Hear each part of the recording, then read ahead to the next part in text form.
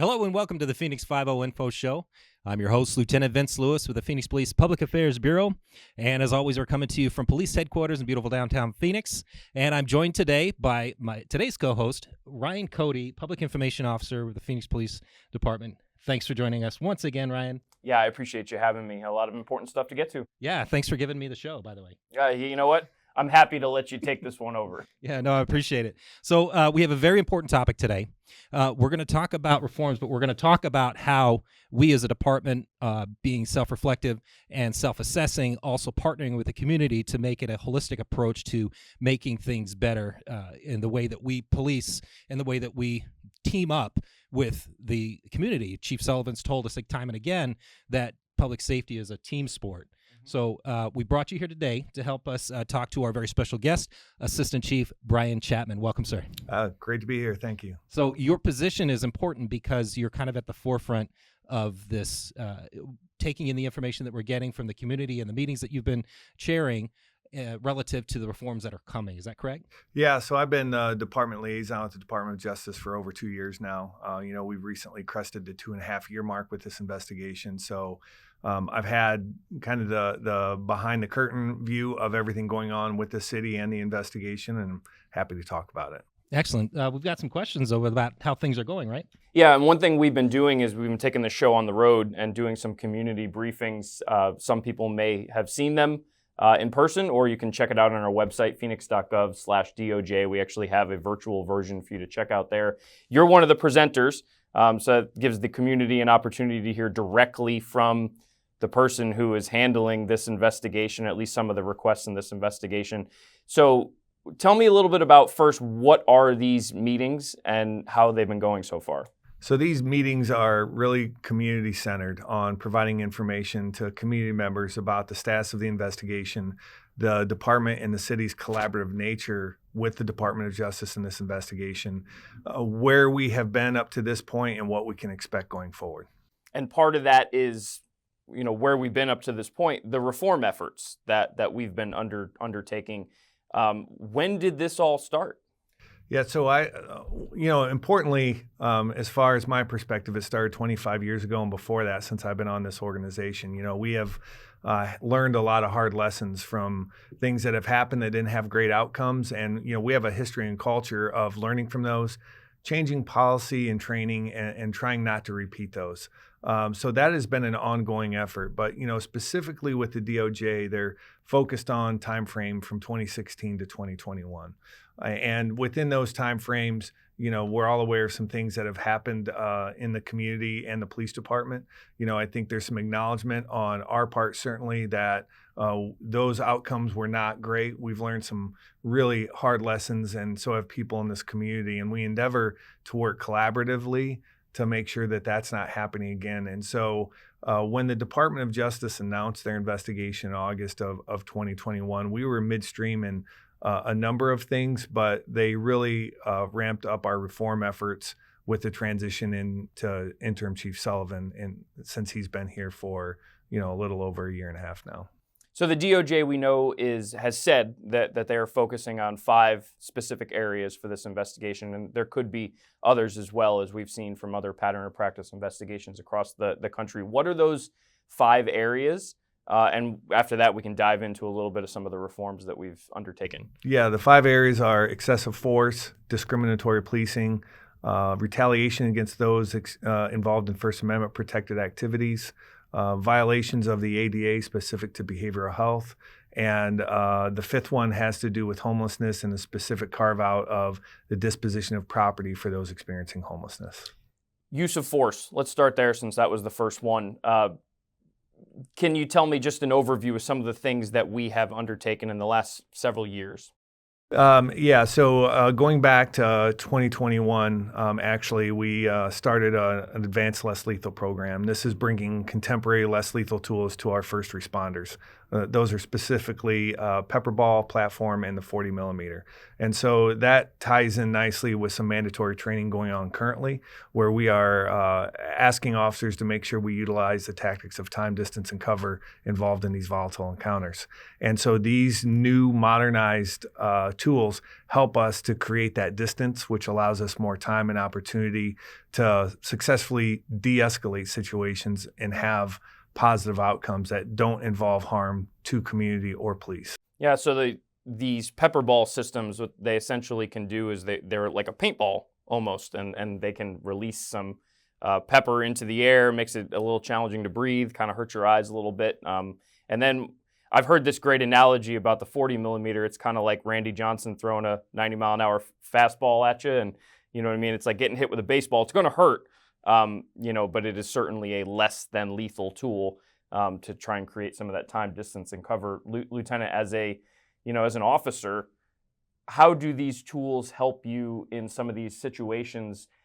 Officers don't want to ever resort to deadly force. That's not certainly something you show up to a situation hoping to do. So how does this help? Well, like Chief, like you were saying, time, distance, and cover, you see the evolution of these tools. We used to have to get right up on somebody with a hand canister of OC spray, or we had batons, or we had, carotid control techniques. We had these tools, but you mentioned that they are contemporary. So these are evolutions in the right direction with as far as force application, because they accomplish the same goal, but we don't have to get as close. Is that accurate? Yeah, completely accurate. And that's exactly what we want. We want to really have possession of those tools that help us create that dialogue, because we know a number of the folks that we're dealing with in these encounters are in crisis one way or the other. And so we know that when we have the time to talk through those, that we'll have more of an opportunity for a successful conclusion. And in addition to the tools, we are also getting the training on how to talk. Yeah, importantly, we're hand in hand with integrating communication assessment and tactics, which is a mandatory class for all Phoenix police officers, and it focuses on time, distance, and cover, and it really focuses our efforts on dealing with people who are armed with things other than a handgun. Because whether you're a river rock or a brick or something like that, we know that is specifically targeted where we have opportunities to perhaps de-escalate that verbally or through other means than what we've previously done. Introducing new tools to the arsenal means we've got to create new policy, obviously, to govern how these tools are used. So without going all into the policy, because you can find all this on our website, phoenix.gov/DOJ, what's the process now for changing policy, and how are we integrating the community into that process? So the use of force policy was the first major initiative taken by Chief Sullivan to really modernize that. And I say modernize, it had just been updated 6 months before we started this process again, so there was understandably some angst. But his focus has been, we're not going to wait for the Department of Justice to give us a report telling us what we need to do. From his perspective and experience, we are going to move forward in some of the areas that he identified as significant opportunities for evolution. And one of those is use of force policy. So we worked with some national best practice experts. We put a draft policy together, and we launched that draft policy in January of 2023 to the community. Chief Sullivan was very clear that these major policy initiatives are going to be vetted through the community, and we're going to ask for their constructive feedback on the policy, because ultimately we serve here based on our relationship with the community, and he wanted to get their perspective on it. And he was also very clear that if the community gives us perspective, we're going to take that feedback and incorporate it into the policy to the extent that we can, obviously. That effort resulted in 800 public comments to the policy. And those comments came from police department employees, community members, people that live outside of Phoenix, and some from outside the state of Arizona, which I found really strange. But they were, nonetheless, they provided commentary. We also previewed it with the Department of Justice. They provided feedback on it. And we made over 50 substantive changes to that. And so that's a demonstration, one, of transparency from the department saying, here's our new policy, take a look at it, but also our commitment to taking their feedback and making changes based on it. And I think we've accomplished that with what we have today. We're talking with Assistant Chief Brian Chapman about reform specific to the DOJ pattern and practice investigation that's going on.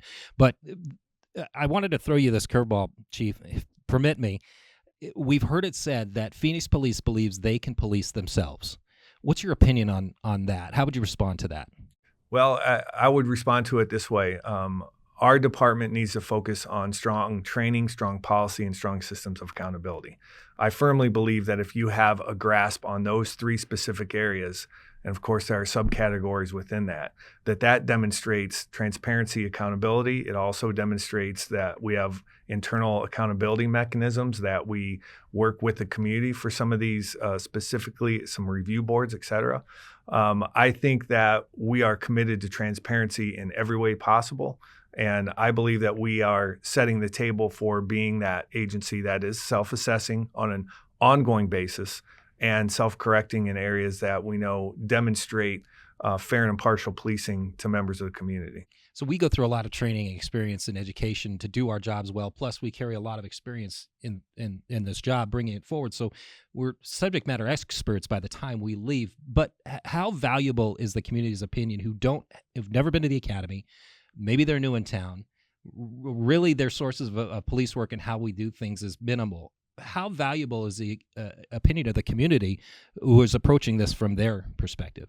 Well, it's important perspective because their perception is reality, whether or not it's reality or not. Their dynamics of encounters with the police department could be passing them on a traffic accident or, getting stopped for a traffic violation.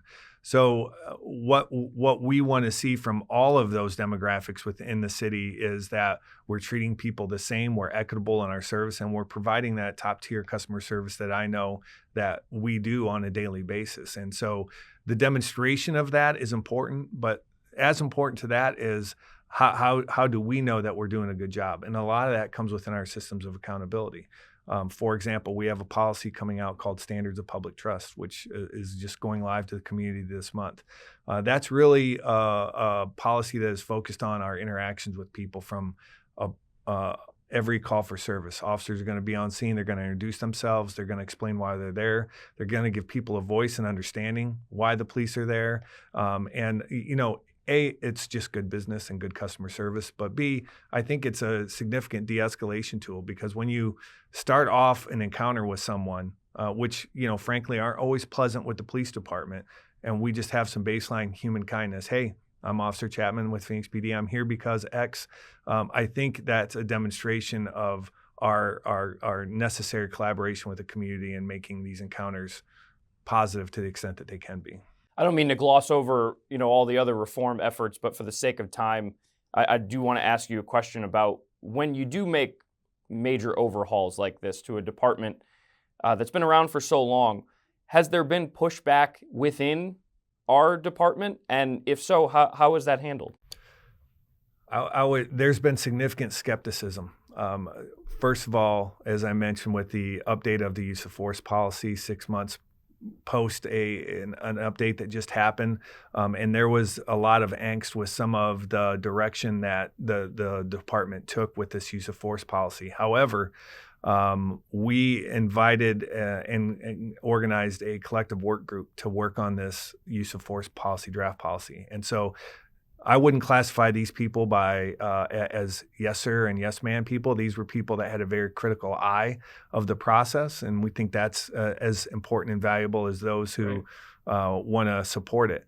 That work group worked for about 4 months on looking at the draft policy, incorporating the comments, working together. And I can tell you that work group, as skeptical as they were at the beginning, and as I would classify it as unhappy with the change, they're exceptionally proud of the final product that we are starting to train on this month. And that's because they have a voice in it.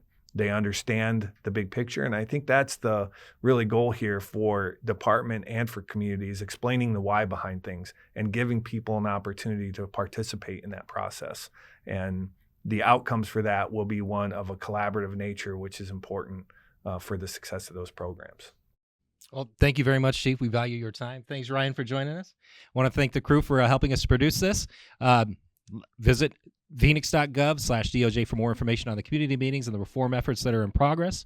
As always, you can help solve crime in your community, potentially earn a cash reward by sending tips to Silent Witness. Visit silentwitness.org or call 480-WITNESS. Visit us at phoenix.gov/police and follow us on all social media platforms. And until next time, please remember, we're all in this together.